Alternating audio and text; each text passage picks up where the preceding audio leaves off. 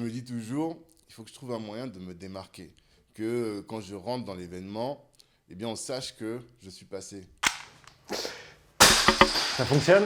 Salut, moi c'est Vincent, le fondateur de First Stage et du coup de Réseau Pointé.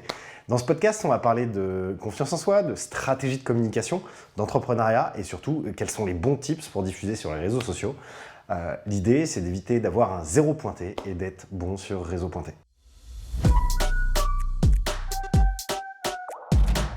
Hello Tanguy.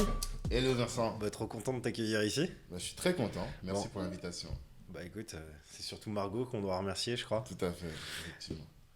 Il me semble qu'on doit parler de 2-3 trucs, notamment autour de l'entrepreneuriat, l'authenticité, la confiance en soi. Exactement. Et tout à l'heure, tu m'as sorti 2 phrases pour initier la discussion qu'on a eue, 2 citations. Et la première, elle est quand même pas mal. C'est à propos des gâteaux. Ouais, j'ai toujours coutume de dire, et c'est un de mes mentors qui me disait ça, il me dit, à force de vouloir rentrer dans le moule, tu finis par ressembler à une tarte. Et ça, pour tous ceux qui veulent communiquer, et même qui veulent exister, je pense que c'est important de retenir ça. Voilà, de ne pas trop chercher à rentrer dans le moule. Ouais, et puis en plus, ça s'adapte à tout, parce que ça s'adapte à ton personal branding, mais quand tu fais un post LinkedIn et que tu fais un moule, tu prends... Alors le pire, c'est les plagiats, les copier-coller, mais déjà, si tu essayes de faire la même chose que l'autre, ça ne fonctionnera pas, en fait. Totalement. Donc ça nous amène à la deuxième citation que tu m'as sortie, qui est assez sympa aussi, qui est... Exactement. La seconde, c'est Tetris nous a appris que quand tu veux rentrer dans la forme, when you fit in, c'est comme ça qu'ils disent en anglais, eh bien, you disappear. Ça veut dire que tu disparais. Quand tu essaies trop de t'intégrer, tu disparais. Et ça, c'est quelque chose que je trouve qui est très fort aussi. Même dans nos organisations, je pense que c'est pas quelque chose qu'on a appris à l'école. En fait, à l'école, on nous a appris à pas trop dépasser, à avoir des bonnes notes, à rentrer dans le moule, à ne pas faire trop d'aspérité. Et finalement, quand on commence à bosser, on se rend compte que c'est autre chose. Et même quand on fait du business... Fais gaffe, parce que ton fils qui est à côté, il va plus à l'école après. Non, mais de toute manière, il est le produit d'un environnement. Donc même s'il est à l'école, je pense qu'il va apprendre ce petit truc qui va faire en sorte qu'il fera la différence. En tout cas, j'espère. Et est-ce que du coup, on peut... Enfin, ces 2 citations, c'était des étoiles du berger au jour le jour dans tout ce que tu entreprends ? Ouais, beaucoup. Moi, je fais beaucoup de networking, donc je m'occupe d'un réseau d'affaires. Et dans ce cadre-là, j'ai vocation à aller dans beaucoup d'événements. Et je me dis toujours, il faut que je trouve un moyen de me démarquer. Que quand je rentre dans l'événement, eh bien, on sache que je suis passé. Que je ne sois pas celui qui était là et dont on a oublié la présence, quoi. Enfin, en même temps, quand on fait 1m92, ça va, tu vois, c'est plus simple. Moi, je vais pas avoir la même facilité, mais... Ouais, après, ça passe par la taille, mais tu sais, tu as des grands qui sont là, mais qui sont effacés, qui sont de nature effacée. Et on pourra en parler par la suite. J'ai pas toujours été comme ça non plus, tu vois. Mais en entendant ces phrases et en voyant finalement comment ça fonctionne les interactions avec tout le monde, je me dis que il faut susciter cette petite différence qui fait que la personne que tu cherches à contacter, soit que ce soit un entrepreneur, que ce soit une fille, tu vois, dans une boîte ou dans un événement, eh bien, qu'elle puisse dire, ah tiens, lui, je l'ai remarqué. Et ça, c'est important, je pense. Remarquer, et quelque chose qui est encore plus important, c'est retenir. Ouais, t'as raison. Tout à fait. Tout à fait. Et après, ça, pour retenir, tu fais quoi ? C'est l'authenticité, c'est l'intensité, la fréquence. Tu te doutes bien qu'il y a de l'authenticité, en tout cas. Ouais. Parce que, en fait, je pense que les personnes qui ne sont pas authentiques, ça se voit. Et donc, tu sonnes faux quand tu vas parler. Par exemple, avant, je mets plus de cravate parce que je sais que j'aime pas ça. Et donc, si j'en mets une, je vais avoir l'air faux, je vais être mal à l'aise. Et je vais pas être remarquable. Ou bien, si je suis remarquable, ça va être négativement. Tandis que si tu es authentique, ça veut dire que tu es à l'aise avec toi-même, ce que tu vas dégager, forcément, c'est quelque chose de positif. Et c'est ça qu'on veut, qu'on soit retenu, marquer les esprits, mais positivement. Oui, donc finalement, même si une cravate, c'est plus classe, toi, tu seras plus classe sans cravate parce que tu vas dégager plus positif. Exactement. Donc il faut que tu sois à l'aise dans tes bottes. Totalement. Pour que de l'extérieur, on ait un aura qui soit plus grand, on va dire. Je pense que c'est ça qui fait ce qu'on appelle le charisme, entre guillemets. C'est un alliage entre ce que tu dégages, comment tu t'habilles, l'énergie que tu dégages également, qui émane de toi, et ça passe par ça. Tu vois, j'en suis convaincu. Donc il ne faut pas essayer de ressembler au mec d'à côté. Non, mais comprendre quelles sont tes forces et tes faiblesses. totalement. Et faire de tes forces des gros avantages et de tes faiblesses, pas les cacher, C'est mais ça. les améliorer et comprendre pourquoi c'est des faiblesses et voir comment est-ce que tu peux trouver des solutions. Et du Exactement. coup, là-dessus, tu vas avoir besoin potentiellement pour qu'on t'accompagne et que tu évolues d'une communauté. Ouais. Donc, c'est important une communauté. Ben, je pense qu'aujourd'hui, quand on fait du business, alors je ne sais pas si ça a toujours été comme ça. Je n'ai pas entrepris en 90 ou en 2000, donc je ne sais pas comment ça fonctionnait avant, mais je sais que c'est le cas aujourd'hui, forcément. Comme je t'ai dit, j'ai un podcast, j'ai enregistré peut-être 160 épisodes, et en discutant avec les entrepreneurs, ils m'expliquent souvent que, au moins au lancement de leur entreprise, ils ont eu besoin d'avoir une communauté qui va les soutenir, qui va d'abord peut-être consommer le produit ou bien le service, qui va en parler autour d'elle. Et ça, il faut savoir parler à cette communauté. Je ne sais pas si tu as déjà entendu parler de la théorie des 1000 fans. Tu connais ça? En 3 cercles. Alors, je ne sais pas s'il y a 3 cercles, mais j'ai oublié le nom de cet auteur qui crée cette théorie. La théorie des 1000 fans veut que normalement, avec 1000 personnes qui te suivent, mais qui te suivent à mourir, pas juste gens qui te follow, quoi. Vraiment qui sont Tu fans, touches tout le monde. hardcore fans de ton contenu, bah, avec ça, normalement, tu peux générer énormément d'argent parce que tu vas leur vendre des choses et tout. Et donc, avoir une communauté, c'est ça. Aller chercher ces personnes-là qui sont totalement alignées avec le contenu que tu vas créer, avec ce que tu dégages. Parce que tu ne peux pas plaire à tout le monde, mais tu peux plaire à ceux qui sont comme toi, en tout cas. Tu connais Dale Carnegie? Ouais, beaucoup. Je crois que c'est... Ouais, t'en as plein. T'as Comment se faire des amis. Voilà, c'est celui-là que je pensais. Ça, c'est mon livre de préférence. Ouais, mais c'est sur du marketing relationnel. Ouais, j'adore. T'as GoPro aussi, mais qui est pas de lui, qui est incroyable. Ok. Sur le marketing relationnel, notamment, c'est le père de l'écrivain de GoPro qui est à l'origine du commerce de Tupperware. Ok, d'accord. Le commerce de Tupperware, c'est un truc de dingue. Totalement. Tu prends à l'époque, c'était classe et distingué si ta femme ne travaillait pas. Ce qui est aujourd'hui un peu une hérésie.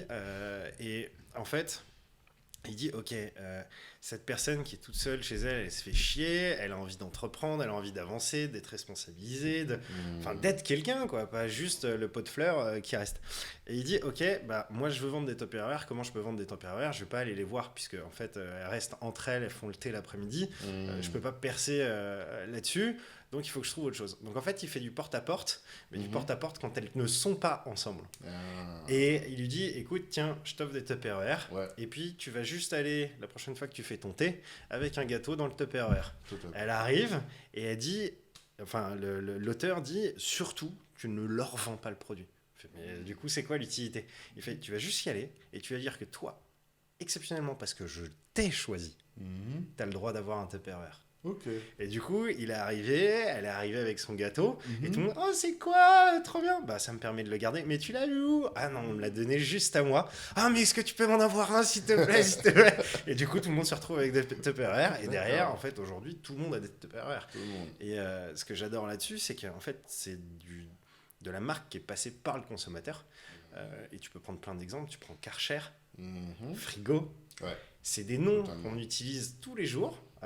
Et qui en fait ne sont pas les vrais noms des produits, mais qui sont le nom des marques de l'époque, parce qu'ils ont été très forts sur la présence de la marque et l'utilisation par tout un chacun. Totalement. Et ça, en fait, tu peux le retrouver aussi quand tu échanges avec les gens. Le marketing de réseau, le marketing personnel, c'est ce qui fonctionne le mieux. Et Dale Carnegie, il est incroyable. Après, tu as l'art du discours au public aussi. Ouais, non, l'art du discours en public, j'ai pas lu. Moi, c'est vraiment l'art de se faire des amis. Parce que quand tu animes une communauté, quand tu fais du réseau, du networking, tu es tout le temps en interaction avec les gens. Et tu as besoin de savoir comment capter leur attention et les faire en sorte d'être retenus. Lui, il dit par exemple le sourire. Le sourire, c'est hyper important. Et ça, moi, j'en ai toujours un, tu vois. Je me force pas, mais je sais que ça fait partie de mes forces. Tu vois, de sourire. Ça, c'est une première chose. Le fait de retenir les prénoms, il en parle souvent, ça. De dire, voilà, Vincent, j'ai identifié qu'il y a 2 Vincent, tu vois. Mais je sais que si je te croise, peut-être dans 6 mois, loin, dans un truc qui n'a rien à voir, et je te dis, salut Vincent, ça va? Tu vas dire, ah, il se souvient de moi. Et ça va rester. On dit toujours que les gens retiennent. Ça, tu le vois, tu vois, moi, il y a un truc que je fais depuis le début de la boîte, et qui, même encore aujourd'hui, les gens, quand je décroche le téléphone, ils sont sur le cul. C'est dès que quelqu'un m'envoie un mail, ou j'échange avec lui, ou quoi que ce soit, c'est premier réflexe, la fiche contact. Ouais. Nom, prénom, numéro de téléphone. La personne, 6 mois après, elle t'appelle. Tu vois que c'est Isabelle Machin.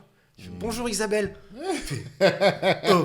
Exactement. Et là, tout de suite, en fait, elle se dit putain, je suis considéré, je suis quelqu'un, je suis pas un plus 3306. Alors, bon, il y a tous mes potes qui vont jaser parce que ça, je le fais en pro, mais en perso, j'ai personne. Ce qui fait que des fois, c'est même mon beau-frère, il se reconnaîtra. Je prends le téléphone, je fais oui, bonjour. Il fait putain, mais tu vas enregistrer mon numéro. Bon. Mais en tout cas, ouais, c'est un détail qui fait vraiment la différence. Et tout à l'heure, tu parlais du premier réseau qui est essentiel quand on entreprend. C'est Dale Carnegie qui le dit aussi. Il dit ne vends pas à tes proches, mais demande à tes proches de t'aider à vendre. Et typiquement, ton offre de service, si tu vas voir ton oncle qui est patron d'une boîte et que tu lui dis « Tonton, est-ce que tu peux m'embaucher, voilà mon CV, ou est-ce que tu peux m'acheter un service ?» Tu vas le mettre dans une position mal à l'aise parce que lui, il va court-circuiter sa directrice communication et puis ça va le faire chier ou quoi que ce soit. Alors que tu vas le voir et tu lui dis « Tiens tonton, je viens de monter un business ou voilà mon CV, est-ce que tu peux me faire un retour parce que j'aimerais bien bosser dans une boîte comme la tienne ?» Il va se dire « Putain, mais il est hors de question que mon filleul est dans une boîte concurrente, il va venir chez moi. » Et sur le service, il va pouvoir aller voir sa collaboratrice et dire à sa collaboratrice et la mettre en avant, bah tiens, pour moi, dans mon entreprise, tu es l'experte sur ce sujet, ça c'est mon filleul, est-ce que tu peux l'accompagner et lui dire si c'est bien ou pas ce qu'il fait comme service ? Et en fait, tu as mis les deux personnes en valeur sans avoir rien demandé. Et ça, c'est ce qu'il faut faire avec le premier réseau, le premier cercle. Et du coup, est-ce que tu peux me parler de la communauté que tu as créée ? Et tout à l'heure, tu m'as dit, une communauté, c'est bien pour monter, après, il faut penser à l'élargir. Oui. Alors, nous, on a un réseau d'affaires. L'idée, c'est quoi ? Et en 2010 à peu près, je suis sorti de fac et j'ai commencé sur le marché du travail comme tout le monde. Et je me suis rendu compte que, en fait, j'ai pas de réseau. J'ai pas de connaissances suffisantes pour pouvoir m'insérer professionnellement. Et j'ai regardé autour de moi, tous mes potes qui étaient issus de la diversité comme moi, qui venaient d'Afrique, ils avaient la même problématique. Donc, on s'est dit, peut-être qu'il faudrait créer un réseau avec des personnes qui ont les mêmes problématiques et comme ça, on s'entraide. Vraiment, notre réseau, c'est un réseau de solidarité et d'affaires. Avant, je disais c'est un réseau d'affaires et je ne mettais pas forcément l'aspect solidaire parce que ça fait très ONG, très humanitaire et que ça ne va pas tellement ensemble. Mais aujourd'hui, je pense que voilà, j'approche de la quarantaine, j'assume ce fait-là, de dire que d'abord, notre mission, c'est de nous aider, d'être sur quelque chose de positif. Et donc, on s'entraide et donc, on a créé cette communauté-là. On s'aide pour trouver des business, pour avoir des marchés, ou juste pour avoir le bon conseil. Tout à l'heure, tu disais que tu étais bien entouré d'experts. C'est ça dont on a besoin parfois quand tu entreprends. C'est d'avoir quelqu'un qui est un bon avocat, un bon gestionnaire de patrimoine. Et on a fait ça. Et donc, au début, on a fait de manière un peu physique. Et le problème, c'est que comme les gens ne se connaissaient pas, ne se rencontraient pas, eh bien, ils ne travaillaient pas ensemble. Parce que tout ce qu'on dit depuis tout à l'heure, au final, c'est que c'est une aventure humaine qu'on est en train de vivre. On n'est pas en train de vivre une aventure business uniquement sur l'argent et tout. C'est des connexions humaines qu'on établit. Et donc, quand on essaie de retenir le prénom de la personne, c'est pour valoriser l'humain. Ce n'est pas pour valoriser la boîte de l'autre. Et donc, comme les gens ne se rencontrent pas et n'ont pas l'occasion de créer ces liens, finalement, le réseau avait du mal à prendre. Et c'est là qu'on a commencé à créer des événements. Et les événements ont fait en sorte que la mayonnaise a pris. Et on a avancé. On avait vraiment créé une communauté dans laquelle on se soutient, on s'entraide. Je dis toujours aux gens qu'il y a plus de plaisir à donner qu'à recevoir. Et nous, donc, on passe beaucoup de notre temps à donner, à faire des passes, à s'entraider, à trouver des solutions les uns pour les autres, pour que le jour où nous-mêmes, on ait besoin, eh bien, cette communauté-là puisse aussi nous rendre un peu de ce qu'on lui a donné, quoi. C'est vraiment une grosse partie de notre activité. Puisque, en fait, que tu fasses un post, que tu fasses une vidéo ou que tu fasses la vidéo que tu vas mettre dans un post, tout ce qu'on dit, ça fonctionne. Et que la communauté, elle soit, on va dire, humaine et physique ou qu'elle soit dématérialisée avec LinkedIn, tout fonctionne. Parce qu'en fait, finalement, les premiers gens qui vont te rajouter sur LinkedIn, souvent, c'est tes potes, c'est tes parents. Après, tu vas avoir le cercle de tes collègues, qui est le deuxième cercle, c'est celui dont je te parlais. Et le troisième cercle, c'est ceux que tu vas avoir en prospection, que tu vas avoir en client, que tu vas rencontrer à une soirée. Et en fait, les trois sont super importants et t'apportent des choses différentes. Et normalement, avec ces trois cercles-là, tu peux toucher n'importe qui. Je pense. C'est ça dont tu parlais, les trois cercles. Ouais. Ok, d'accord. Et vraiment, il ne faut pas confondre, il ne faut pas tirer la même flèche dans les trois cercles, sinon tu vas toucher aucune cible. Mais en tout cas, les trois peuvent t'apporter des choses complètement différentes. Et les trois peuvent avoir... ils peuvent tous être tes mentors et être très proches de toi. Enfin, moi, j'ai des clients... qui me donnent des conseils, des fois, j'ai pas honte aussi, c'est dans la tonalité de l'appel que tu fais. C'est-à-dire que tu l'appelles dans un autre cadre, le soir, le midi, ou même lors d'un déjeuner, et j'aborde un sujet, je dis, bon, bah voilà, j'aimerais bien monter ça, ou ça se passe comme ça, ou alors, bon, bah là, tu me demandes ce service, je l'ai pas encore fait, je peux pas t'envoyer de trucs, mais on bosse ensemble, est-ce que tu peux me faire confiance? Oui. Et en fait, c'est le client qui va t'expliquer ce que tu veux, comment on peut avancer, et qui va te construire et te faire évoluer, et ça, c'est assez dingo. Et du coup, ces 3 cercles, moi, ça me fait penser à la communauté que tu as créée. Déjà, j'ai 2 questions. La première, c'est que tu m'as dit, les events, on les a créés et ça a commencé à vraiment fonctionner. Et là, il y a eu Covid. Donc, en démat, comment est-ce que tu as géré, beaucoup de choses à dire. la communauté là-dessus?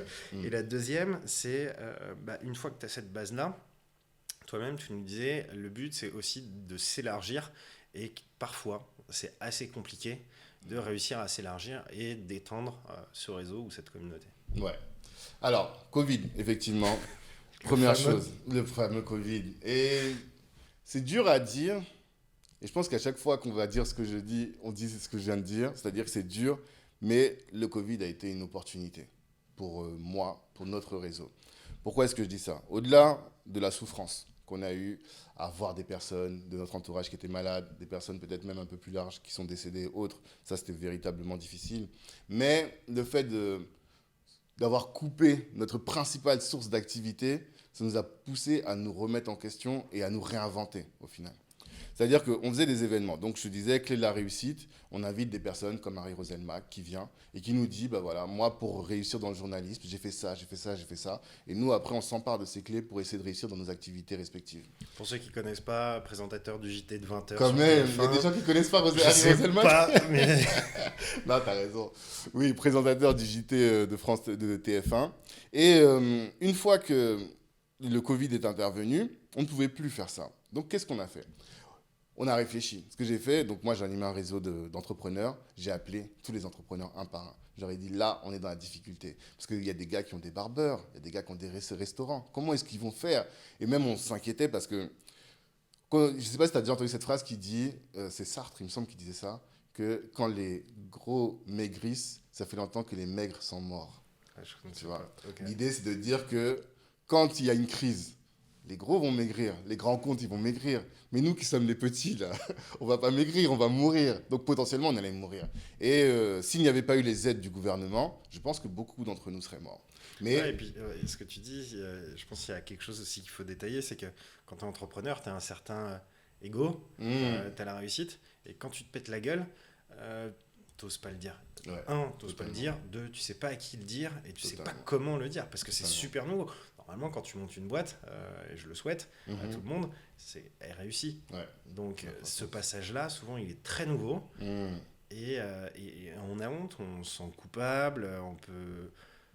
Et donc, du coup, il ne faut pas hésiter à aller dessus. Et c'est là où aussi ta communauté, elle est censée être puissante et t'aider. Voilà. C'est qu'elle est censée voir que d'habitude, tu envoies des petits messages ou tu appelles toutes les semaines ou quoi que ce soit. Là, il y a un silence, il y a peut-être une merde. J'y vais, j'avance. C'est d'autant plus que nous, on n'a pas connu la guerre, tu vois. Ce qui nous est arrivé là dans le cadre du Covid, c'était inédit. Personne ne savait comment réagir dans cette situation. Donc, la seule chose que je sais faire, moi, c'est parler avec les gens et animer ma communauté. Donc, je dis 1 heure, à peu près 1 heure et demie avec chacun des entrepreneurs. Je dis, mais qu'est-ce qu'on va faire? Et là, on a dit, mais une de nos frustrations quand on faisait nos événements, c'est de ne pas garder, de ne pas consigner finalement tous les conseils qu'on recevait. Okay. Et donc, on s'est dit, mais là, on a une opportunité, c'est créer du contenu. Et j'écoutais des podcasts, je te l'ai dit, je me suis dit, bah tiens, il y a un gros podcast qui marche. Je pense que je peux apporter quelque chose, moi, avec ma cible, avec ma communauté. Eh bien, boum, j'ai réorienté, j'ai dit, je vais créer un podcast. Même format, vraiment, là, j'ai fait du copycat. Tout vraiment... tout l'inverse de ce que tu disais tout à l'heure. Non, mais tu sais pourquoi? Parce que je pense que d'abord, on imite, ensuite, on maîtrise, après, on sublime. Tu vois. Aujourd'hui, tu vas prendre nos 2 podcasts, rien à voir. Bon, déjà en termes d'audience, mais la patte est différente. Tu vois, même si je reprends le concept. Généralement, tu prends le premier truc que tu as fait, ce que tu fais maintenant, tu rigoles, tu fais ouais, putain, le chemin. Je pense que tous les entrepreneurs, ils doivent savoir ça. Tous les gens qui font des choses, même quand tu es salarié et que tu rentres dans un taf. Ouais. Et lui, il le sait pas non plus, hein, Vince.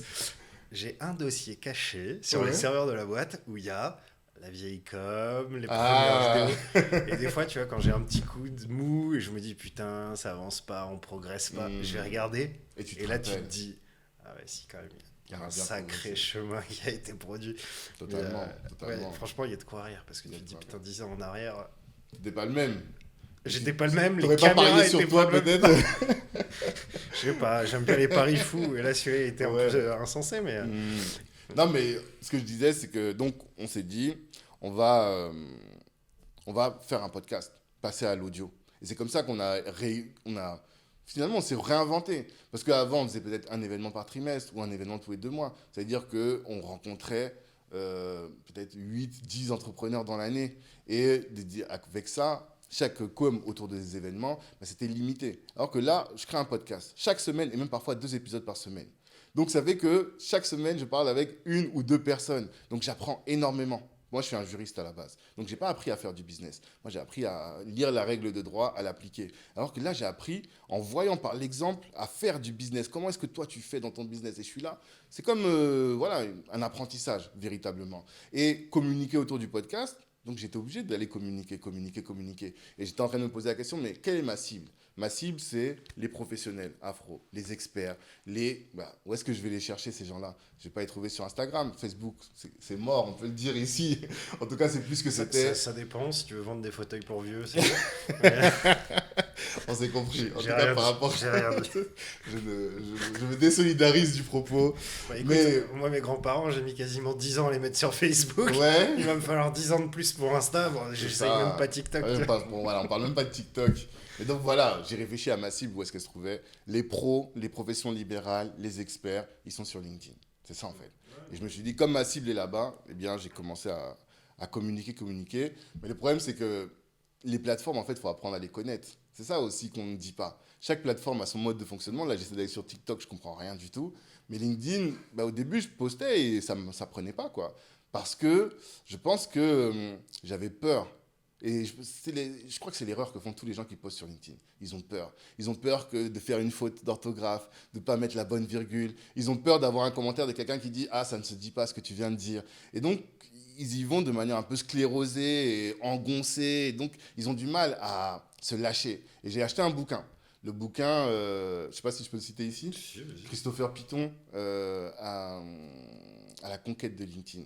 Ça, je me suis fait un cadeau de Noël. J'étais à la Fnac, j'étais en train de faire mes cadeaux de Noël.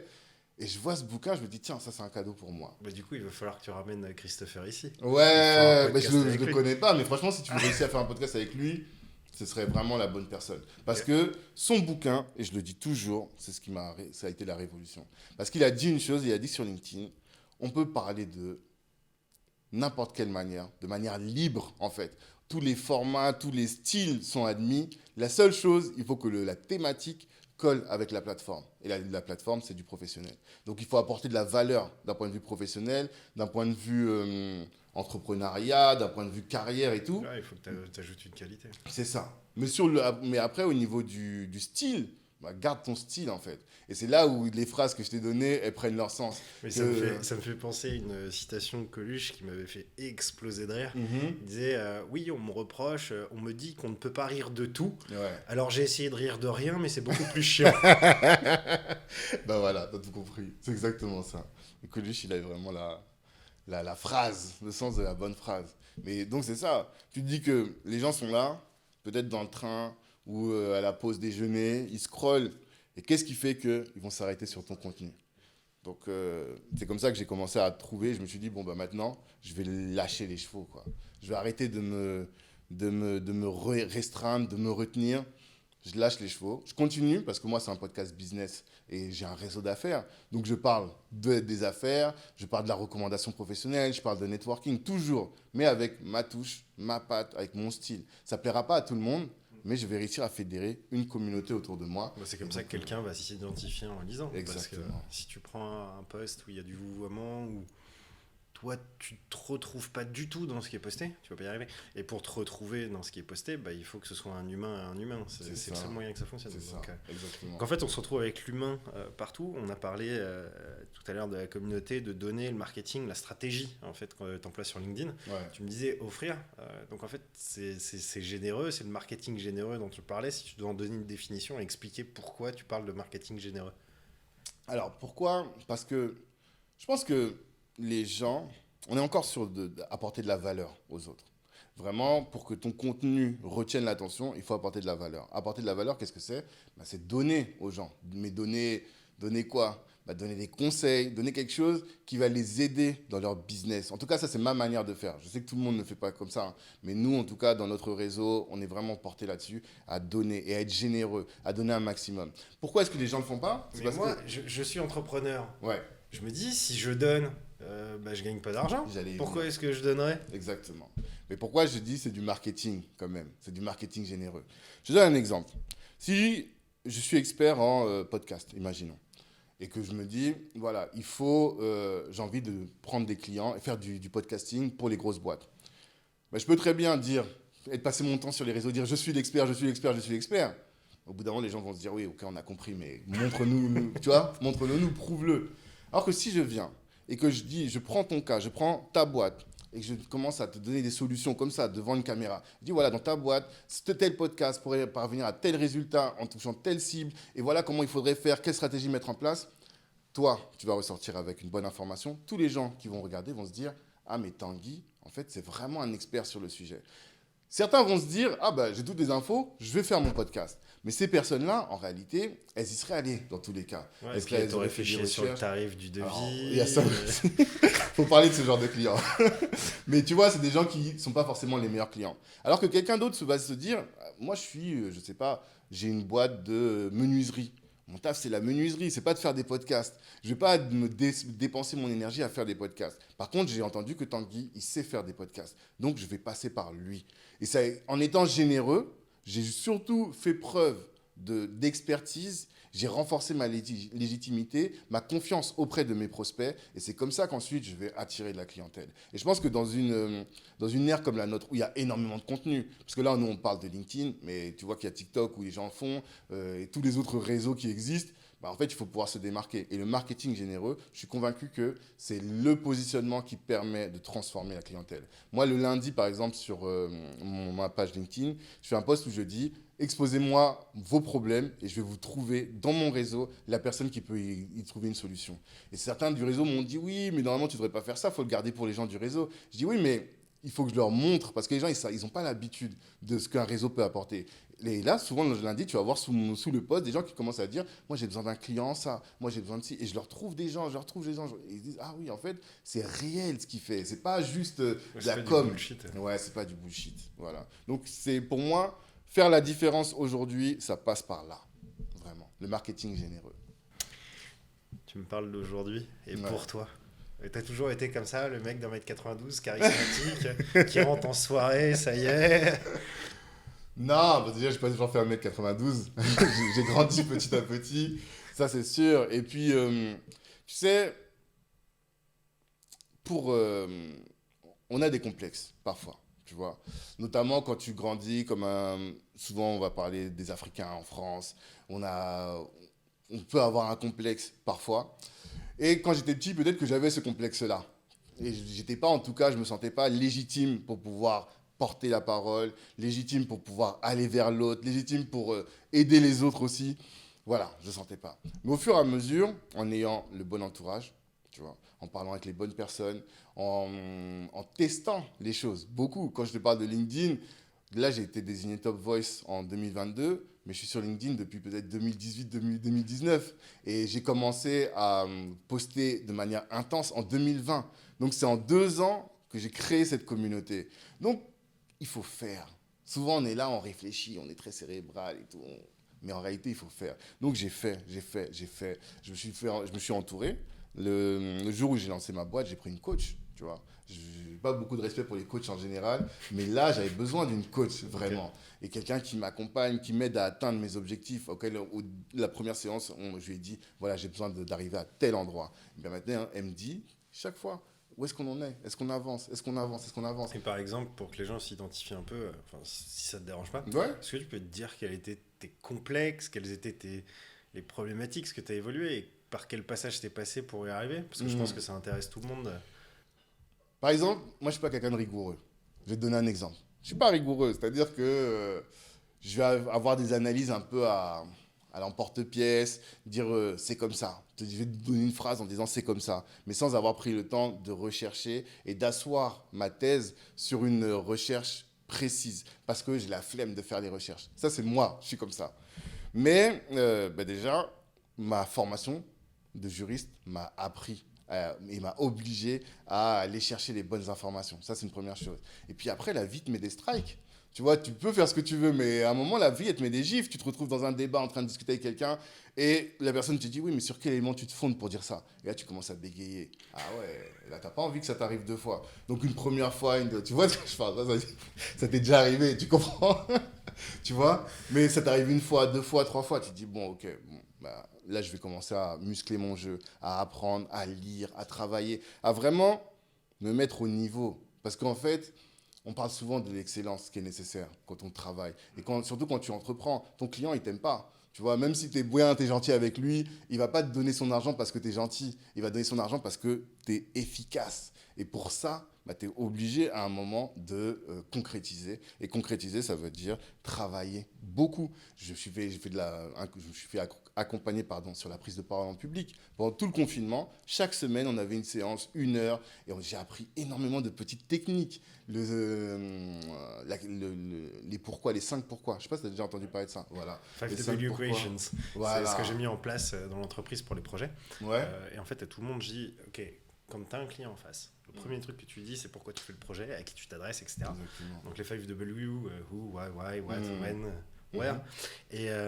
Et pareil, en fait, ça fonctionne aussi sur la gestion de projet. C'est-à-dire que derrière, quand tu vas exécuter, tu dis, ok, qu'est-ce que je dois faire? Pourquoi je dois le faire? Où est-ce que je le fais? Avec quoi je le fais? Totalement. En fait, les 5W, pour moi, c'est limite un leitmotiv. C'est je l'utilise systématiquement. Ouais. Et ce qui est dingue, c'est que tu disais tout à l'heure que tu n'étais pas rigoureux. Aujourd'hui, je suis maniaque. Et le penchant inversé, c'est que je suis bordélique. Ah. Et ce qui organise et qui fait que les deux fonctionnent très très bien, parce que je pense que si tu veux être créa, tu as besoin d'être un peu bordélique. Un peu. Si tu veux être entrepreneur, si t'es pas maniaque, t'es vraiment dans la merde. Voilà, exactement. Et en fait, ce qui cadre les deux, bah, c'est ces 5W equations, puisque en fait, je sais que quoi que j'aborde, si je pense à ça, j'aurais tout résolu et tout avancé. Mais bon, ça c'était la petite aparté sur la façon dont je gère la chose. Mais... Tu as tout à fait raison. Tu as tout à fait raison. Et c'est des petites techniques qu'on apprend. Et là, ce que tu montres, c'est que tu as appris quelque chose. C'est qu'en fait, l'entrepreneuriat, et même professionnellement, c'est la même chose. C'est des techniques, c'est un art, c'est une science qu'il faut apprendre, sur laquelle il faut se former. Et quand tu sais ça, ça ne veut pas dire que tu vas réussir à tous les coups, mais au moins, tu mets plus de chances de ton côté pour réussir. Et moi, je passe énormément de temps à me former. On parlait des podcasts.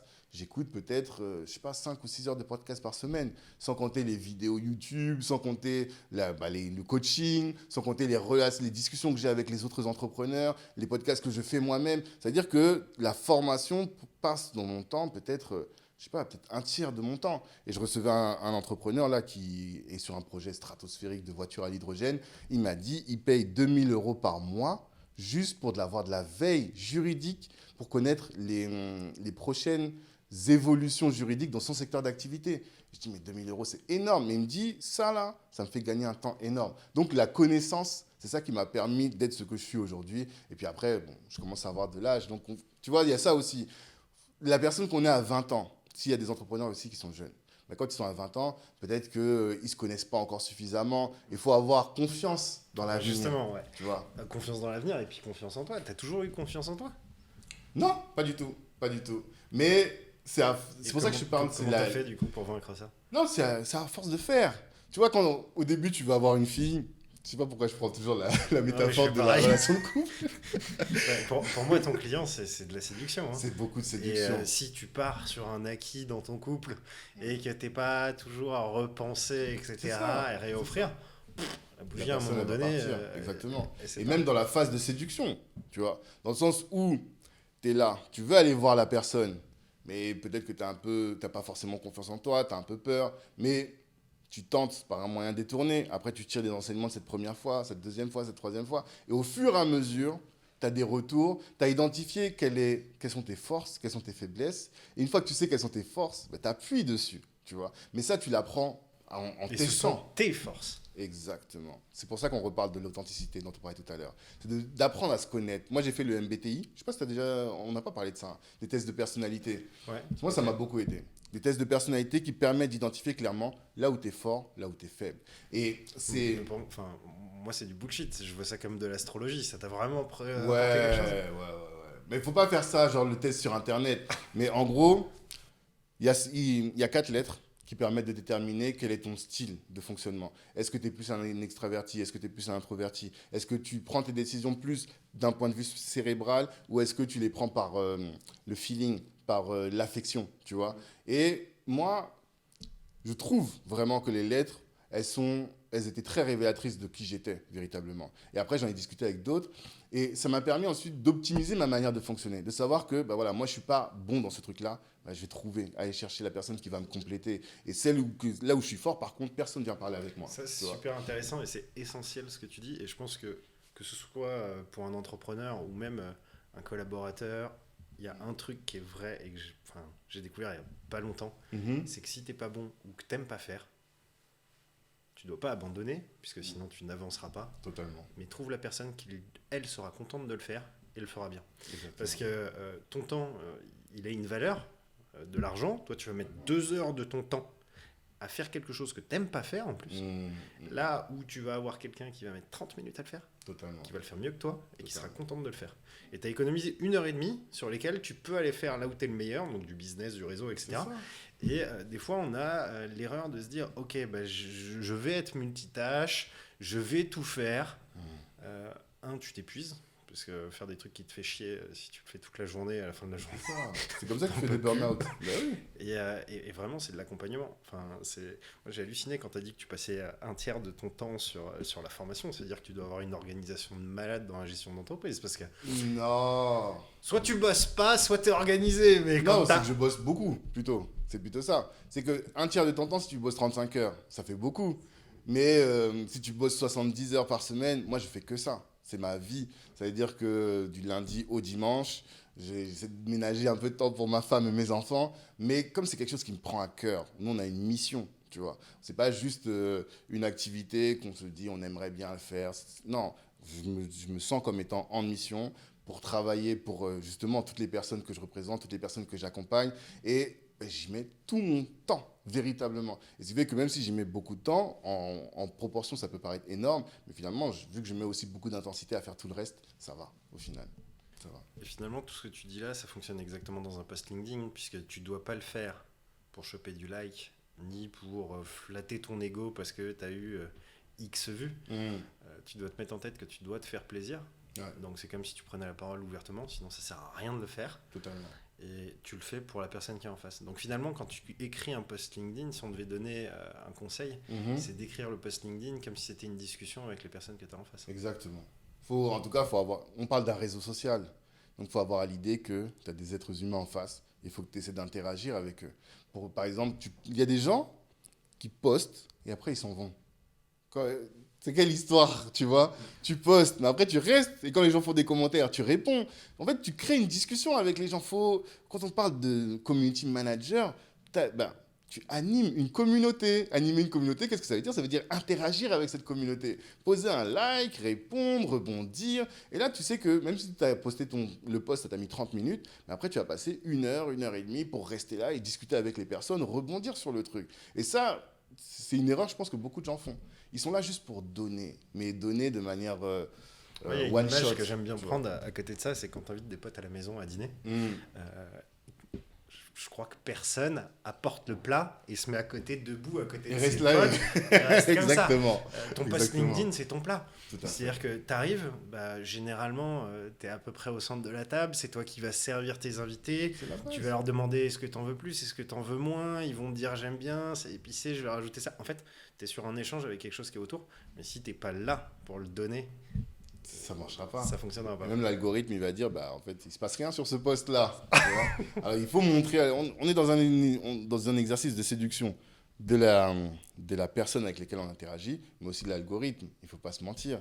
Et l'algorithme, qu'est-ce qu'il a besoin? Il a besoin de comprendre qu'il y a quelque chose, quoi. Il y a de l'intérêt pour ce qu'on est en train de faire. Et s'il y a de l'intérêt pour ce qu'on est en train de faire, et bien là, il va proposer à plus de personnes, à plus de personnes. Mais ça fonctionne pour tout le réseau social, parce que le principe du réseau social, c'est d'interagir. Donc, en fait, si tu fais quelque chose qui est unilatéral, ça n'intéresse pas le réseau puisqu'il va mourir. Totalement. Donc, Totalement. Et du coup, vraiment, ce conseil, il fonctionne. Quel que soit ce que tu fasses. Après, il faut t'adapter bien sûr au support. LinkedIn, c'est professionnel, donc il faut que ce soit un contenu pro. On voit de plus en plus de messages qui sont sur la vie perso, etc. Ok, il t'arrive un moment dur, tu peux le dire et tu peux le partager parce qu'il faut. Maintenant, il ne faut pas que ça devienne ta ligne éditoriale parce qu'il y a un moment où en fait, ça n'a plus rien à foutre sur LinkedIn. Et c'est surtout pas ce que veut encore une fois l'algorithme. Tu vas peut-être faire un buzz de 5000 likes un jour et le lendemain, tu vas te taper un viandé parce qu'en fait, ta ligne édito elle fonctionne pas. C'est du business, on reste là pour acheter et des fois on voit des posts où tu vas pusher à fond ta plaquette de présentation et on est les premiers à faire l'erreur. Enfin l'erreur. Après nous on le fait sur la page vitrine puisque de toute façon la page vitrine elle est pas référencée. Mais en perso j'hésite pas tu vois, à mettre des posts ou repartager des choses qui n'ont rien à voir avec mon business parce que comme c'est une page perso mais sur un réseau professionnel, les gens vont voir mon profil dans un contexte pro. Et tout le monde est étayé par la curiosité d'aller voir bah tiens ce mec il a fait quoi comme formation, il bosse dans quelle boîte. Donc ils iront le chercher. Donc c'est pas très grave si en fait le post et ce que tu partages n'a rien à voir avec ton business. Le seul truc c'est qu'il faut que tu matches avec les gens et la meilleure façon de garder ta cohérence c'est de le faire avec tes valeurs. Tu vois, moi j'adore le rugby, j'adore le respect. En ce moment il y a la Coupe du Monde de foot, je retrouve pas les mêmes valeurs dessus. Mais tu vois il y a un truc qui est tout con que tu vois, c'est là t'en as quand il y avait France-Japon, il y a eu une remise de katana qui est en fait un petit signe pour l'équipe japonaise qui à chaque fois donne un katana en respect de la confrontation. Et tu vois c'est des trucs qui sont cons et j'ai partagé une photo et un autre post là-dessus. En fait, tu as des gens qui interagissent que je connaissais pas du tout et tu sais que ces personnes, tu as une valeur. Donc, qu'est-ce que je vais faire bah, je vais aller voir leur profil et puis je vais m'abonner et puis je vais suivre et puis tu vas voir leur fil. Et ce qui est intéressant en plus là-dedans, c'est que tout ce qui m'intéressait moins sur LinkedIn, l'algo, il va le dégager. Et tout ce qui est similaire et m'intéresse, je vais en avoir plus. Donc, en fait, plus tu vas donner la vérité de qui t'es toi, plus tu vas avoir de likes et ça va fonctionner et ça va être organique, mais en plus que tu vas recevoir est intéressant et en affinité. Totalement. Et ce que tu montres aussi, c'est que finalement, on crée des communautés sur les réseaux sociaux, mais des communautés de valeurs. Donc, il faut partager nos valeurs et ensuite, on va attirer les gens qui sont comme nous. Et une fois qu'on les a attirés, il faut faire ce qu'on est en train de faire là. Mais tu parlais, à chaque fois, tu parles des nanas. Non, là, j'ai pas fait là. Non, mais c'est comme un date. C'est vrai. C'est-à-dire que tu peux réussir très bien ton date et ça dure 72 heures parce que tu t'es inventé une personne. Totalement. Mais dès que tu vas être fatigué, claqué, un moment dur ou quoi que ce soit et que tu vas défaire ton masque. Le masque va tomber, exactement. Et ça va pas durer. Au revoir. C'est ça. Alors que l'entrepreneuriat, tu es là pour faire une boîte qui soit pérenne, qui va durer sur le temps. Pour le faire, il faut des relations donc, qui sont pérennes aussi. Et c'est pour ça qu'on revient sur l'authenticité dont on parlait.